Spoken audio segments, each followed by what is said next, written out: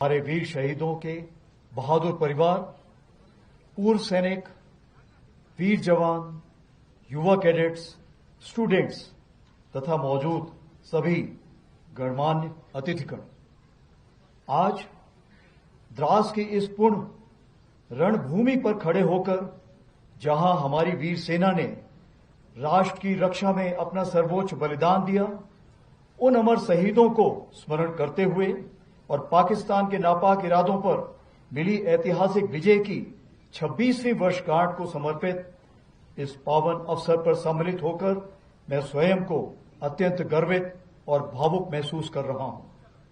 यह लगातार चौथी बार है जब मैं कारगिल युद्ध स्मारक और कारगिल विजय दिवस के इस पावन आयोजन में सम्मिलित हो रहा हूं। 2 बार नदन कमांड आर्मी कमांडर की हैसियत से और 2 बार थल सेना अध्यक्ष के रूप में। आज इस पावन अवसर पर कारगिल युद्ध के वीरों के माता पिता, वीर नारियों और सभी परिवारजनों का दिल से आभार व्यक्त करता हूं।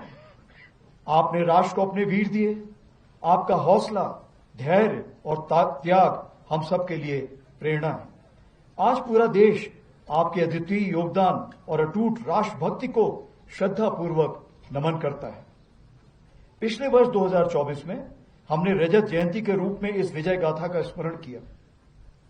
वह एक ऐतिहासिक अवसर था जिसे माननीय प्रधानमंत्री श्री नरेंद्र मोदी जी की उपस्थिति ने और भी प्रेरणादायक बना दिया।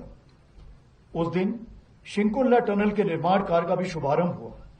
इस वर्ष भी हमारे माननीय केंद्रीय मंत्रीगण, लेफ्टिनेंट गवर्नर साहब और हमारे सीओ साहब यहां पर उपस्थित होकर हमारे शहीदों को नमन करने आए। यह दर्शाता है कि कारगिल विजय दिवस केवल एक सैन्य आयोजन नहीं बल्कि पूरे राष्ट्र का उत्सव है। जो खामोश खड़े थे बर्फीली चौकियों पर, उनकी दुआ से ही महफूज है ये वतन। आज हम तोलोलिंग, टाइगर हिल और पॉइंट 4875 की ऊंचाइयों के नीचे खड़े हैं और हम केवल उस युद्ध को याद नहीं कर रहे हैं, हम उस भावना का स्मरण कर रहे हैं जो उन रणबांकुरों ने दिखाई थी।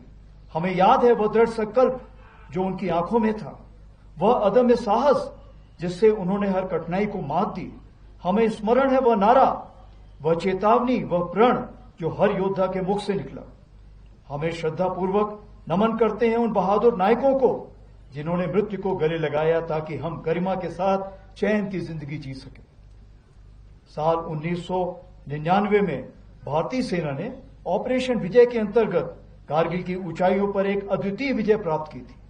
उस युद्ध में भारतीय सेना ने ऊंची पहाड़ियों पर बैठे पाकिस्तान सैनिकों और घुसपैठियों को खदेड़कर हमारी सीमा से बाहर कर दिया था और तिरंगे को इन बर्फीली चोटियों पर फहराया था। यह वह क्षण था जब भारत ने स्पष्ट कर दिया कि उसकी सीमाओं के भीतर किसी भी नापाक इरादे को सफलता नहीं मिलेगी। भारत की एकता और अखंडता पर कोई आंच नहीं आने दी जाएगी।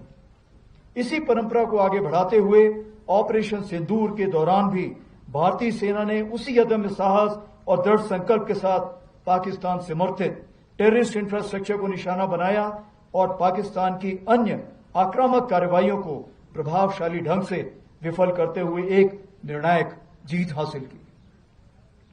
हमने शांति को अवसर दिया, पर उसने कायरता की कार्रवाई की और उसका उत्तर केवल हमने पराक्रम से दिया।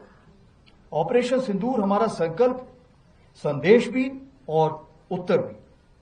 पहलगाम में हुई कायरतापूर्ण आतंकी हमला पूरे देश के लिए गहरी चोट था, लेकिन इस बार भारत ने सिर्फ शोक नहीं जताया बल्कि ठान लिया कि अब जवाब निर्णायक होगा।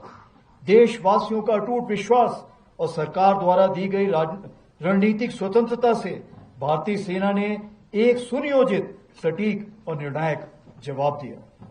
भारतीय सेना ने 6 और 7 मई की रात को पाकिस्तान और पाकिस्तान ऑक्यूपाइड जम्मू एंड कश्मीर में 9 हाई वैल्यू आतंकवादी ठिकानों को निशाना बनाया, बिना किसी मासूम नागरिक को हानि पहुंचाए हुए। यह केवल जवाब नहीं था, यह स्पष्ट संदेश था कि आतंकवाद को सहारा देने वाले अब नहीं बचेंगे। 7 से 9 मई को पाकिस्तान द्वारा की गई सैन्य कार्रवाई पर भारतीय सेना ने नपातुला और सटीक जवाब दिया। हमारी आर्मी एयर डिफेंस एक अजेय दीवार बनकर सामने खड़ी रही, जिसे कोई ड्रोन या मिसाइल भेद नहीं सका।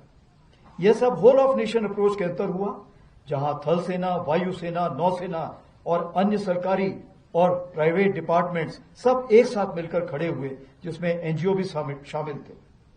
जो भी शक्तियां भारत की संप्रभुता, अखंडता या जनता को क्षति पहुंचाने की योजना बना रही हैं, उन्हें करारा जवाब दिया जाएगा और आगे भी दिया जाएगा। यही भारत देश का न्यू नॉर्मल है।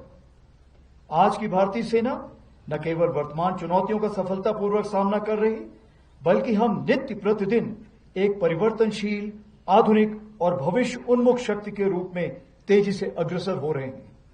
इसके अंतर्गत रुद्र के रूप में नई ऑल आर्म्स ब्रिगेड का गठन किया जा रहा है, जिसका सैंक्शन मैंने कल ही दिया है, जिसमें infantry, mechanised infantry, armoured units, artillery, special forces, unmanned aerial system जैसे फाइटिंग कंपोनेंट्स को एक साथ रखा जाएगा और विशेष रूप से तैयार किया जाएगा, जिसमें शामिल लॉजिस्टिक सपोर्ट और कॉम्बैट सपोर्ट होंगे।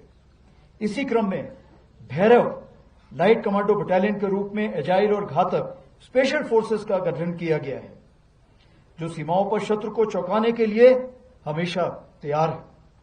हर इन्फेंट्री बटालियन में ड्रोन्स प्लेटून का गठन किया गया है। वहीं आर्टिलरी में शक्तिमान रेजिमेंट बनाई गई है, जो ड्रोन और काउंटर ड्रोन इक्विपमेंट और लॉयटर म्यूनिशन के साथ लैस होगी। हर रेजिमेंट में एक दिव्यास्त्र बैटरी भी बनाई गई है, जो कंपोजिट बैटरी होगी और इन्हीं सामानों से लैस होगी। इन चीजों के मद्देनजर हमारी मारक क्षमता अब आने वाले दिनों में कई गुना बढ़ जाएगी। उसी प्रकार से आर्मी एयर डिफेंस को स्वदेशी मिसाइल सिस्टम से इक्विप किया जा रहा है। हम पूरी तरह से तैयार हैं कि भारत की 100वीं स्वतंत्रता वर्षगांठ तक, यानी विकसित भारत का सपना साकार करें। और इस राष्ट्र निर्माण में हमारी सबसे बड़ी ताकत है हमारा विशाल सेना परिवार, जो लगभग 1.3 करोड़ लोगों का समुदाय है, जिसमें सेवारत सैनिक, उनके परिवार, वेटरन्स और वीर गति को प्राप्त सैनिकों के परिजन शामिल हैं। लद्दाख इसका उदाहरण है, जहां हजारों सैनिक तैनात हैं, अनेक वेटरन्स यहां रहते हैं। सेना केवल रक्षा नहीं कर रही, बल्कि सीमावर्ती क्षेत्रों में राष्ट्र निर्माण में भी अग्रणी भूमिका निभा रही है। लद्दाख में ही कई डुअल यूज इंफ्रास्ट्रक्चर के तहत सड़कें, पुल और नेटवर्क तैयार किए जा रहे हैं, जो सेना और स्थायी नागरिक दोनों के लिए बेसिक सुविधाएं मुहैया कराएंगे। वाइब्रेंट विलेज प्रोग्राम के अंतर्गत चयनित किए गए गांवों में भारतीय सेना द्वारा प्रायोरिटी से विकास कार्य चल रहे हैं। बॉर्डर टूरिज्म को बढ़ावा देने के लिए battlefield tourism, spiritual, ecological, heritage और एडवेंचर टूरिज्म जैसे क्षेत्रों में कार्य किया जा रहा है, जैसे कि आज आपने खुद देखा इनॉग्रेशन में, जिससे युवाओं को रोजगार मिल रहा है। सेना स्थानीय युवकों के लिए टूर गाइड, माउंटेनियरिंग और एडवेंचर स्पोर्ट्स में ट्रेनिंग देकर आत्मनिर्भर बना रही है। स्मार्ट बॉर्डर्स पहल के तहत लद्दाख और अन्य दूर स्थित इलाकों में मोबाइल नेटवर्क पहुंचाने के लिए सेना के कम्युनिकेशन टावर्स का उपयोग हो रहा है। प्राकृतिक आपदा के समय राहत और बचाव कार्यों में सेना अहम भूमिका निभा रही है। हमारे वेटरन्स जो हमारे आदर्श हैं, आपका योगदान हमारी नींव है। भले ही आपने वर्दी ना पहनी हो, लेकिन आपका जज्बा और राष्ट्र के प्रति समर्पण आज भी उतना ही अमूल्य है। आप न केवल हमारी सेना की गौरवशाली विरासत के वाहक हैं, बल्कि राष्ट्र निर्माण के लिए एक महत्वपूर्ण स्तंभ भी। मैं युवा कैडेट्स और छात्रों को यह बताना चाहूंगा कि आज का दिन केवल एक ऐतिहासिक यादगार नहीं, यह राष्ट्र निर्माण का आह्वान है। आपने देश की सेवा ईमानदारी, शुद्धता और राष्ट्रभक्ति के साथ करें, चाहे वह सेना, विज्ञान, शिक्षा, चिकित्सा या उद्यमिता कोई भी रूप हो। कारगिल विजय दिवस हमारे लिए केवल स्मृति नहीं, यह वचन है भारत की संप्रभुता, अखंडता और सम्मान की रक्षा के लिए अंतिम सांस तक लड़ने का। हम शांति प्रिय हैं पर कमजोर नहीं। हम संकल्पित हैं, सजग हैं और अडिग हैं। हमारे शहीद हमारी प्रेरणा है। हम अपने वीरों को विरासत को आगे बढ़ाएंगे। आइए आज हम एक साथ संकल्प लें कि हम भारत को सुरक्षित, सशक्त और विकसित बनाएंगे। इसमें चूंकि समूचे भारतवर्ष का योगदान है, तो मैं जरूर उस समय कारगिल के वक्त जब हमारे प्रधानमंत्री श्री अटल बिहारी वाजपेयी थे, उनकी कुछ पंक्तियां सुनाना चाहूंगा। कुछ कांटों से सज्जित जीवन, प्रखर प्यार से वंचित यौवन, नीरवता से मुखरित मधुवन, परहित अर्पित अपना तन मन, जीवन को शत आहुति, जलना होगा गलना होगा, कदम मिलाकर चलना होगा। जय हिंद, धन्यवाद।